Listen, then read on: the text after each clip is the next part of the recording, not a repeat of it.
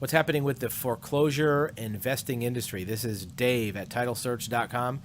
In the past, foreclosure investing started out with buying a list of properties that are in foreclosure or even pre-foreclosure. Nowadays, the properties that are available are much easier to find. There's private companies like auction.com, or even the county recorders themselves will have the auctions listed as far as public records in the newspaper. So how many properties are there out there?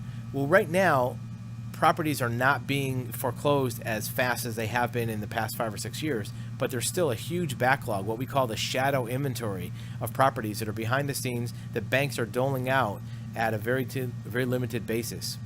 Even with that being the case, banks are now much more likely to be selling properties at market value. In the past, it used to be that unless the property bid up to what was owed on it, they didn't sell it. Well, banks are starting to realize that just because a certain amount is owed on a piece of real estate, it doesn't make it worth that much. It has to be valued at that price by whoever's bidding on it. So they're starting to release these properties at some pretty good deals, and investors who are out there that have the cash or have the wherewithal to step up to these auctions and buy properties are getting some really good deals. It's important to do your due diligence.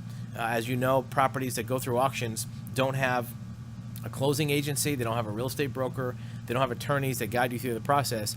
You have to know as a buyer exactly what you're getting into. It starts with an inspection on the property, maybe not necessarily an appraisal, but some really good valuation expertise. Certainly a title search to make sure that the mortgage that's being foreclosed is the primary mortgage, there's not a second mortgage behind it, and there's no significant liens.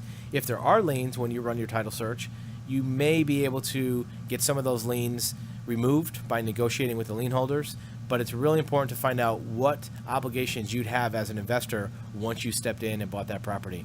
One last note, make sure if you're bidding at an auction, you know what the payment terms are, so you know how much cash you're going to need to close that sale, sometimes the same day, maybe within 48 hours after the hammer falls and that property becomes yours. If you have more questions about bidding on properties at a foreclosure auction, you can reach us at our website at titlesearch.com.